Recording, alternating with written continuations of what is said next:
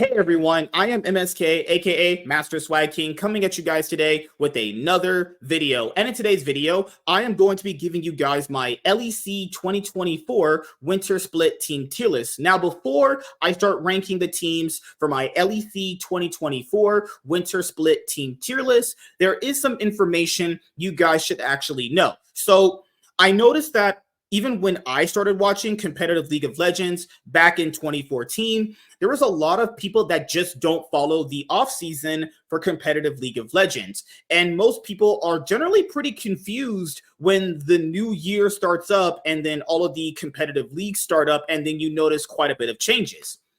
And these changes could go anywhere from players on different rosters to the org that you might have been supported sold their slot to someone else. And then the org you probably were maybe supporting ended up rebranding, and you didn't even know that was the org you were supporting that ended up having that rebrand. So the 2023 League of Legends offseason for the LEC had some interesting changes that you guys need to know about before I start ranking the teams for my LEC 2024 Winter Split Team Tier List. So we're going to start right here at the first one, which is Carmine Corp acquired the spot of Astralis. So Carmine Corp, a really popular French org in the ERLs, are finally going to be competing in the LEC. This is something that a lot of people have wanted for quite some time. And the reason why they wanted Carmine Corp to have an LEC slot over Astralis is because Astralis have been, for the most part, and not just for the most part,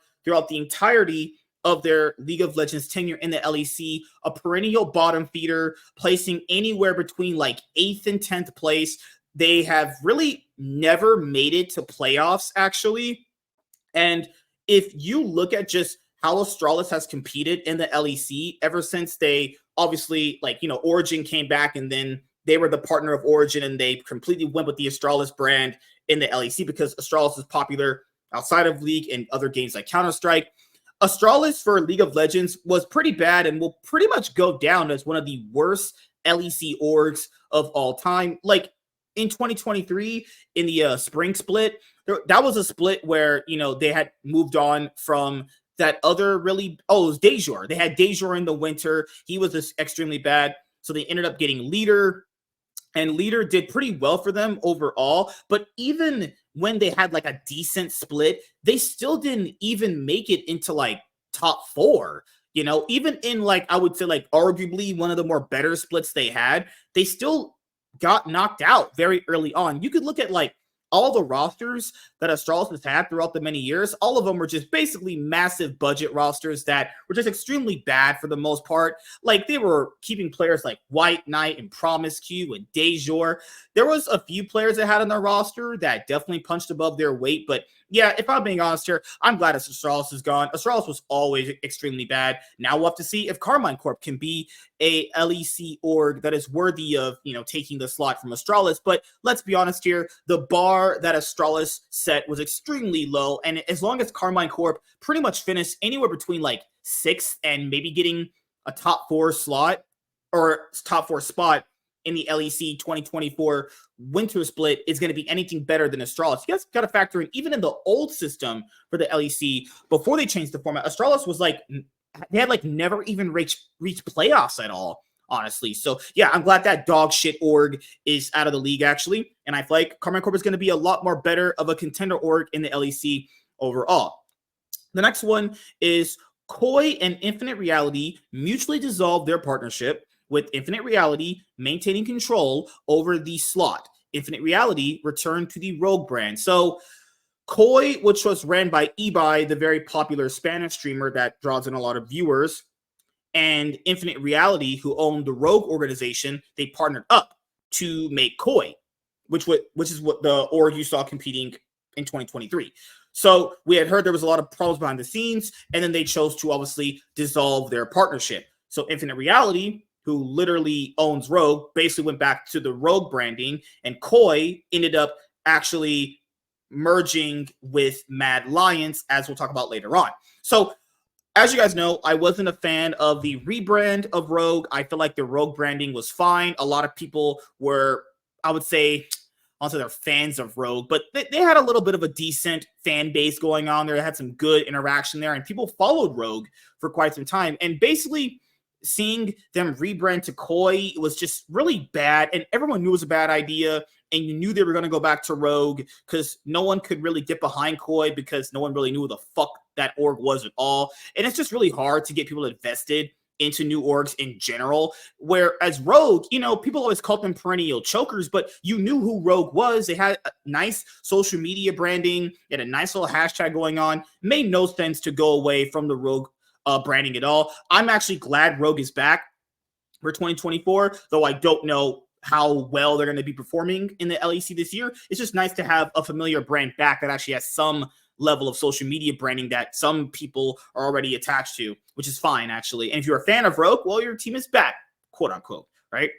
The next thing is Excel merges with Giants to form Giant X. So Excel, who have also been perennially pretty bad in the LEC for the most part. I know they made their first final last year during the LEC 2023 summer split, but for the most part, Excel has been pretty bad. Like, they could barely make playoffs in the older system.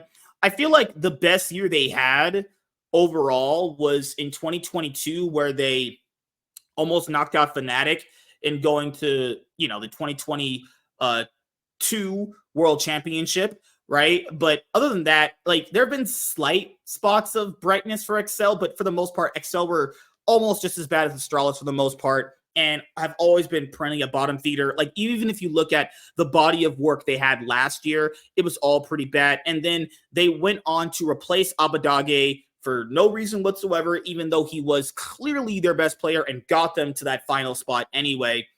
So Giants Gaming was the Spanish org. That's the same Giants Gaming. That was the Spanish org that a lot of people knew about. They competed in the LEC many years back. So they ended up merging with Excel, and now they're called Giant X, which I think is a terrible name, actually.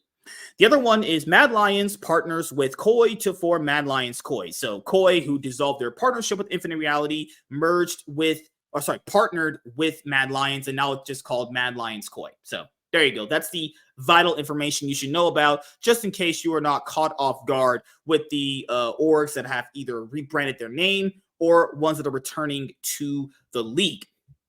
Now, we're going to rank the teams, and I'll have the players right here for all of you. Let me hit show all the rosters. All the rosters are here. And then we are going to start actually with G2, because I know a lot of people will save G2 for last. But if I'm being honest here, let's start with G2 first. G2 is going to be, in my opinion, the best team in the LEC for not just this split, but the rest of the splits coming up, which is going to be spring, summer as well. And so the goodness of G2 is that they kept their entire roster. We knew that this roster basically ran 2023. They literally didn't make one final in 2023. Their Worlds performance left a lot to be desired, obviously, and I think that was due to them massively underperforming and them overthinking the draft and basically doing a whole lot of bad picks, actually. Well, the problems they had at World are not really going to apply here in the LEC, right? We know a lot of these teams were canceling scrims against G2 consistently. We know that they were smashing teams in scrims overall, and that they would obviously not want to face them, which automatically just, proves that they were a team that a lot of people were scared of.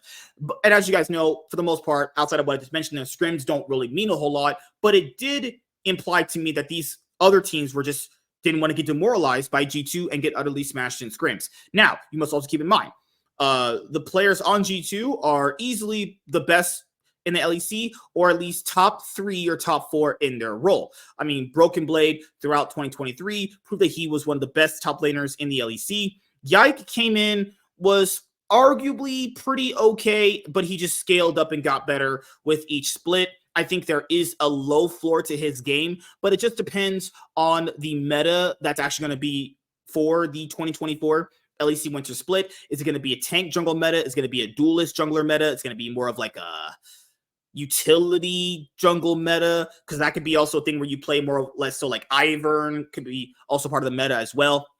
Caps is always going to be pretty good in the LEC, and they have a really good bot lane in Hansama and Mickey X. And the problem with the other teams is not only are they keeping the same core, so they'll have the synergy they had last year.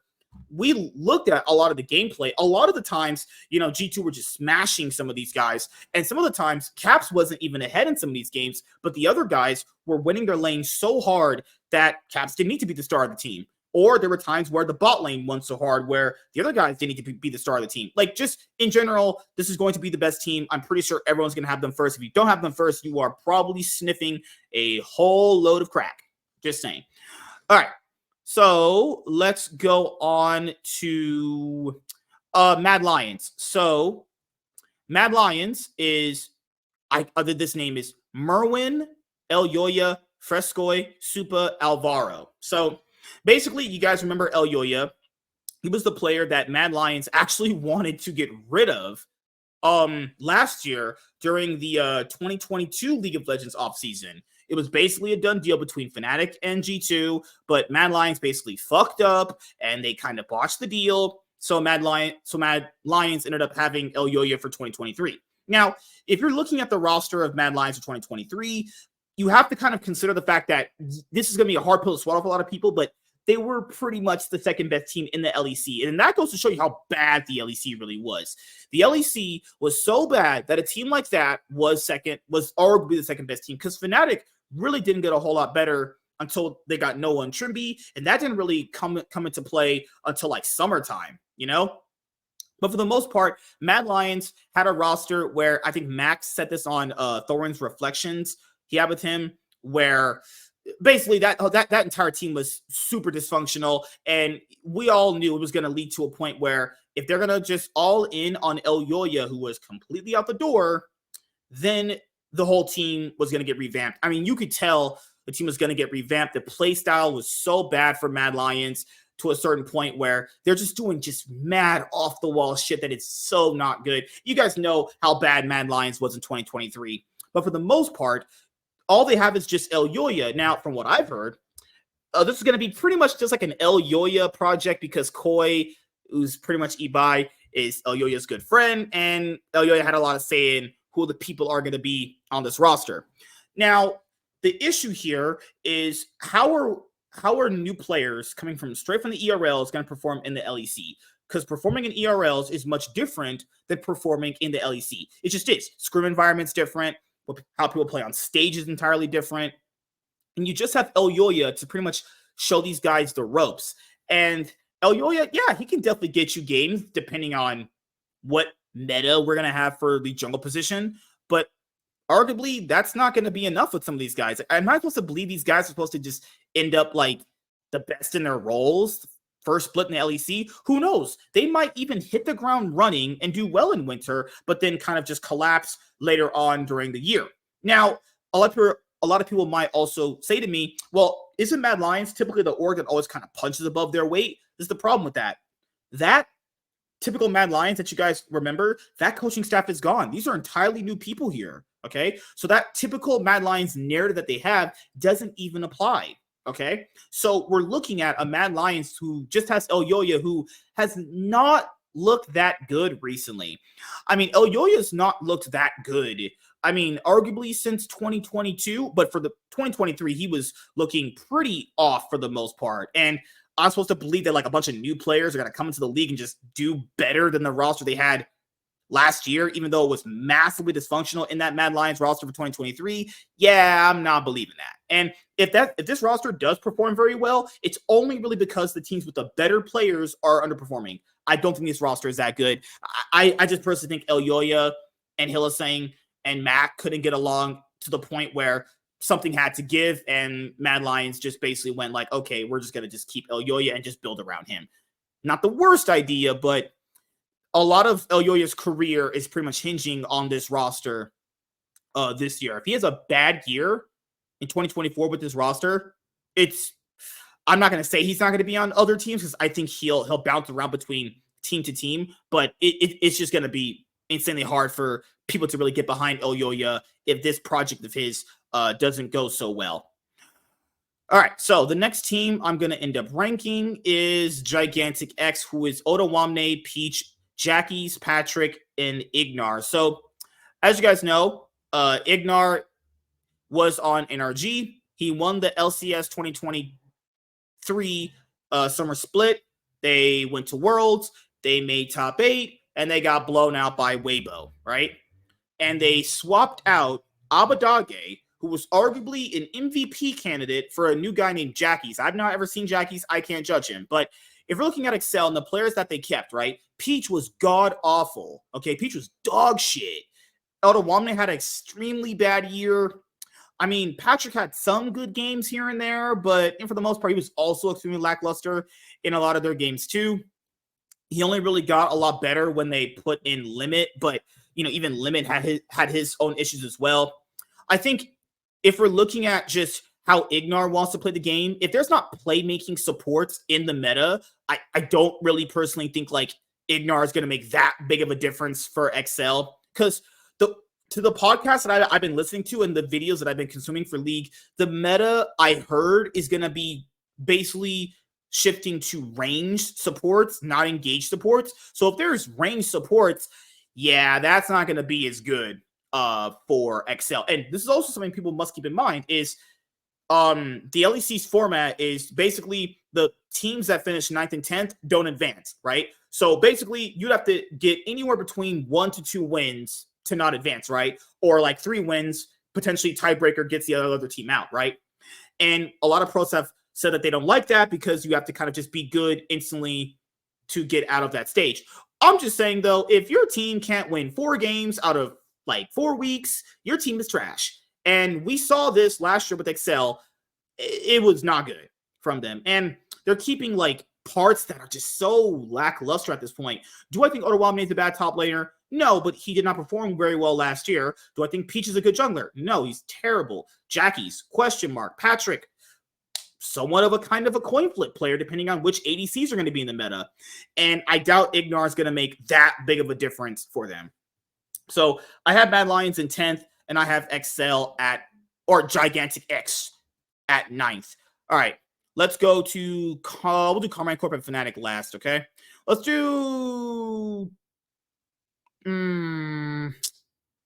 okay, there's so many teams I know I want to talk about. Oh, it's so juicy here. All right, let's go to Carmine. No, I told you this. Carmine Corp is with Fnatic, so we'll say those guys for last. SK Gaming. SK Gaming have always been basically borderline playoffs or has been borderline not playoffs. They basically have always been 6th, 7th, lowest 8th, sometimes highest 5th, given any split, right? This is an org where we know that they don't spend the top dollar. They're not going to give into all that bullshit of like inflated salaries and all that. Basically, this has always been an org since they came back into the LEC when they had franchising, where they're going to be in the LEC. You might have got kicked off a bigger team. You can have a slot and come here for play. Won't be as much money, but at least you'll be in the LEC, right?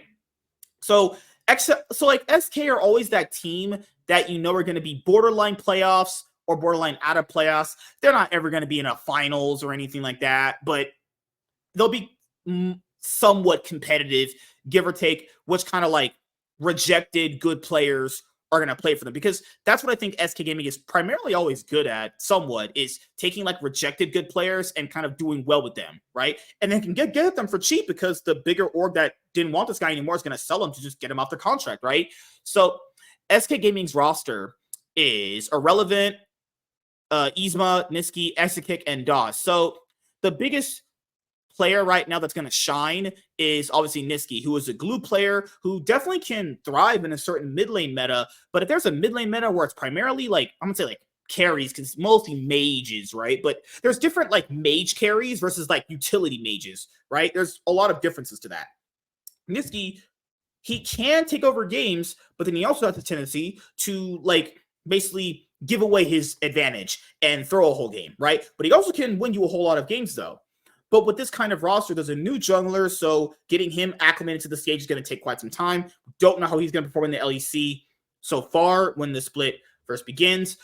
Irrelevant's always pretty consistent, and Exekick and DOS were really good last winter, but as the split went on, they just, got worse and worse. So do I think they're going to be the worst team in the LEC? No. Do I think they're going to be the best? No. I would probably put them at like 7th, actually. That's where I would pretty much have them, okay? All right, so the next team I'm going to end up ranking is, I would say, Team Vitality. So Team Vitality is Photon, Douglas, Vethio, Karzi, and Hillisang. So Team Vitality and me have a love-hate relationship. Big love-hate relationship. This org has been in the LEC since G2's entered in 2016. And basically, if you ever read like DC Comics or know who the character Superman and Bizarro is, Bizarro's Superman villain, basically G2's in Superman's world and Team Vitality is in Bizarro's world, right?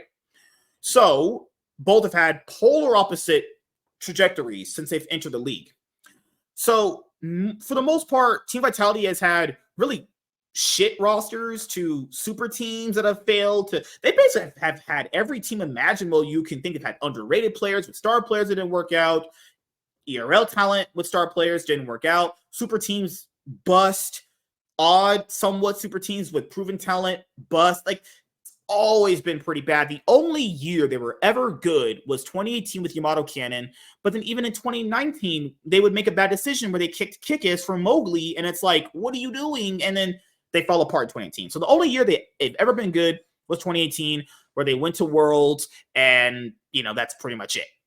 And those are also the highest placings for Team Vitality that year, too, because they competed in the third place matches, finishing 4th in spring and then finishing 3rd in summer as well. So that's just, they have finished 2nd because of like World's placing, but on the split, they finished 3rd, right? So this roster is really odd. Like, Photon can be the best top laner in the league. It just depends on, is Douglas going to end up playing through him? I have just never been the hugest fan of Vethio, if I'm being honest here, guys. I think Vethio is so overrated.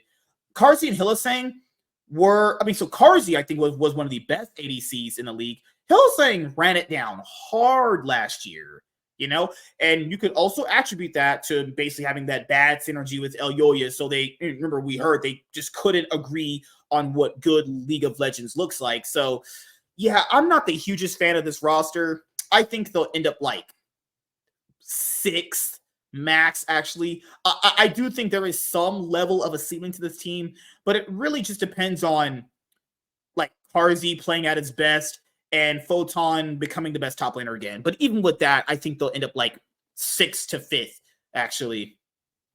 All right, the next team to rank is, let's do Rogue. Rogue is Jigenda, Marcoon, Larson, Comp, and Zolis.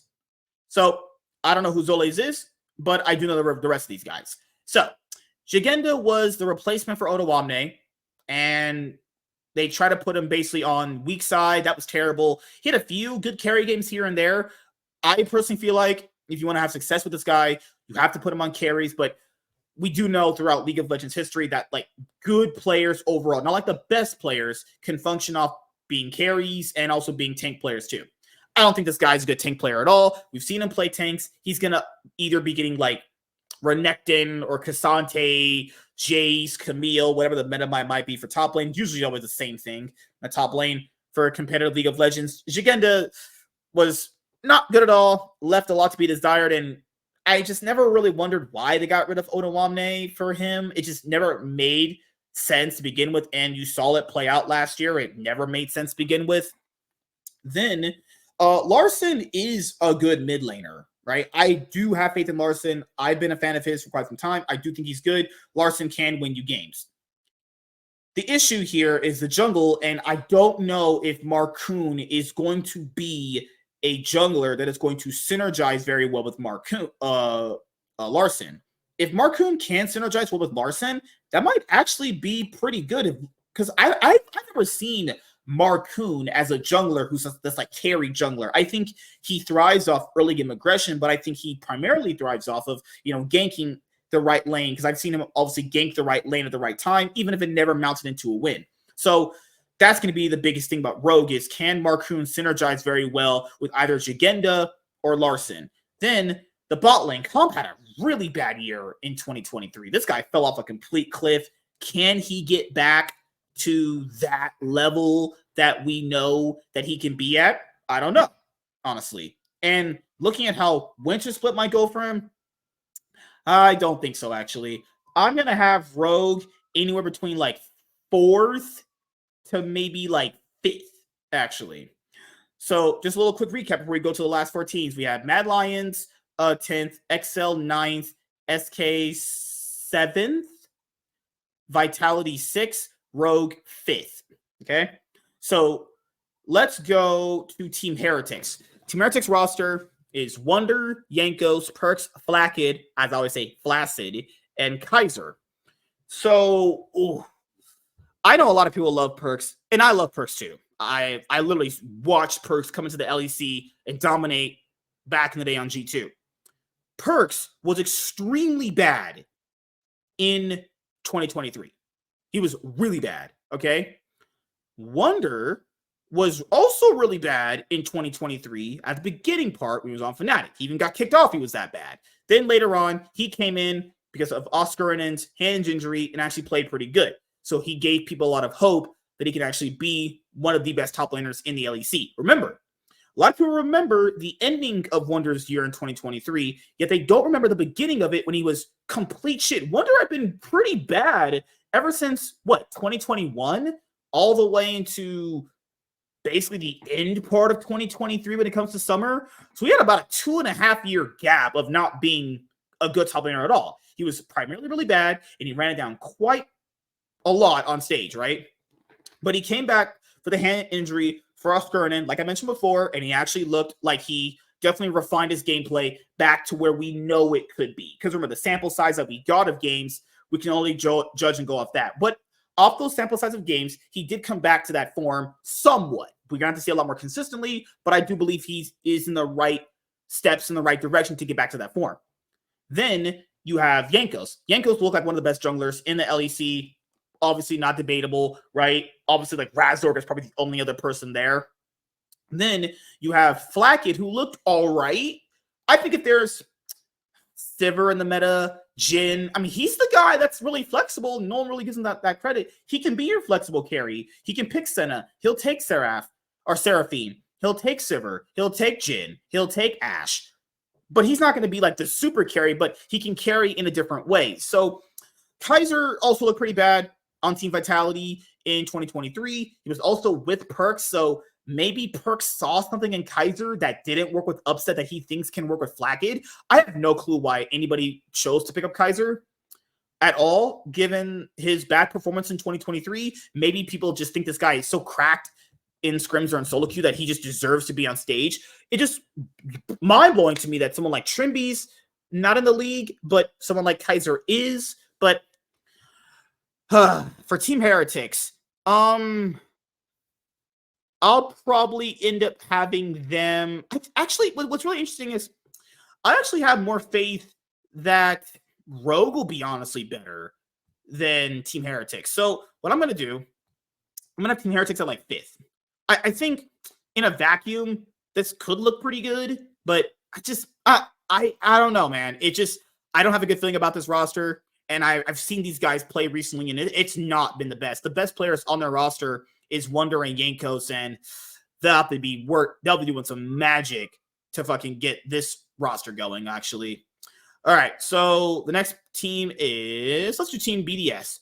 So basically, Team BDS has the same roster. It's basically just a new ADC. Adam, Shio, Nook, Ice, and Lebrov. Team BDS massively punched above their weight in 2023.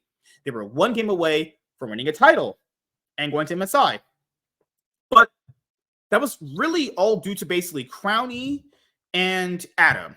And Adam proved himself at the 2023 World Championship, and it made sense to keep him. Sheo looked pretty all right throughout the year. He looked pretty bad at Worlds. Nuck looked pretty all right. Looked pretty bad at Worlds. I don't know anything about this guy, Ice. And Lebrov is quite literally one of the worst supports in the LEC, actually. I think Lebrov is complete shit. But this is the problem here, which is, well, where do you kind of rank them? Because a lot of wins they got came off the back of Crownie. Now Lebrov has to synergize with someone completely new. Last time Lebrov had a different ADC, it looked awful. I'm being honest here. It looked bad, everyone. It looked horrid Remember when he was with Carzy? That was so shit, you know? So I keep thinking to myself, why did they get rid of him? It must have been like Crownie clashed with coaches. Maybe it was an attitude problem. I don't know. But it just doesn't make any sense to get rid of this guy. Just didn't make any sense. He better come in and look pretty good, because if they don't actually look good, Team BDS is probably never going to be winning any titles. But if you want to show people that you got rid of Crownie for a legitimate reason, for a legitimate good Korean imported ADC, he better look good. Because if you're not going to get something a lot significantly better than what you got rid of, it's like, what are we even doing here? You know? I also don't think they'll be doing as good as it in 2023 without Crownie, because Adam, he can get you some wins doing his wacky picks like Garen, Darius, Olaf, Set, but we saw this guy play meta champions, and it's bad, actually. I'm gonna have them at like 8th. I don't know, that's pretty low. Yeah, I don't really have that much faith in them. I think a lot of how they got as far as they did in 2023 came off the back of like 2 players, and for the most part, that was a lot of because the other projects for the other teams failing and them actually being good for the most part, outside of just spring for the 2023 LEC spring split. All right, so let's go to Carmine Corp. Carmine Corp is going to be Cablashard, Bo, Sakin, Upset, Targamas. So there's an odd roster here. I've seen Sakin before. Sakin has been in the LEC for quite some time, the ERLs. He was in the LEC at some point. He was on Team Vitality, if I'm not mistaken. Was never really impressed with this guy. A lot of people said he has improved, so I'll be the judge of that later on when the league starts this week and the rest of the year.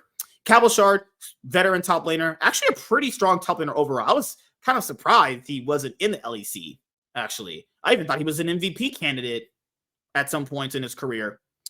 We have Upset. You know, like teams with Upset can go either really good or they're going to be really bad. And by really bad, I don't mean like garbage, but you could see like the team deteriorates with Upset. I'm not saying he's a bad guy, but I'm saying that we've seen this consistent problem with Upset, right? I don't think Targamas is good. I think Targamas is pretty bad, actually. Targamas is like one of the worst supports I've seen. He had a little bit of a somewhat good stint on G2, but that was primarily due to the fact that he had a lot of better players around him than it was him being good. He was pretty awful on G2. He had like one decent split overall. That was the spring split where they won and went to MSI, right? So this is an off-the-wall roster. I think Bo can be the definitive factor of it, or he could be the player that ruins everything. Bo was extremely hyped up, and he rarely showed that in the LEC. I think for the first 2 weeks, he showed that in winter of last year, but as it went on with Team Vitality, it just got much worse and worse and worse. And they even got rid of this guy. He was just running it down that hard, you know? So I would probably have him, I don't know, like, I'd probably have them between like 4th, 5th range. It's really hard to rank some of these guys because a lot of these rosters are like really jank for the most part, with like some decent pieces here or there. So let me like restructure my list right now. So Mad Lions 10th, XL 9th, BDS 8th, SK 7th. Okay, that's staying the same. Let's see. I don't really think Vitality will be top 4. I don't think so. But I'm also on the fence about Carmine Corp too. I don't really think Team Heretics is either a 4th place material either, but that's kind of where like the soup is going to be. So I think Team Heretics will be 2nd to 4th, and Carmine Corp will be in that 5th to 7th range, actually. You know, because I just don't really have faith in Targamas. I think he's just so garbage, and I just don't have faith in Sakin. Do I have faith in Perks? No, but I do have faith in Yankos, and I do have faith in Yankos and Flacket and Wonder to some certain degree, given what his form might look like. But let's go to the last team, and that is going to be Fnatic. I mean, they're most likely going to be the 2nd place team on everyone's list, actually. Pretty much, I think the finals is going to be G2 versus Fnatic, unless there's going to be some crazy upset, actually. Fnatic's roster is literally the one they had last year, except one change. They have Oscarinen, Razork, Humanoid, Noah, and Jun. Jun was on I think Kwangdong Freaks, and he got knocked down to I think their academy team or whatever.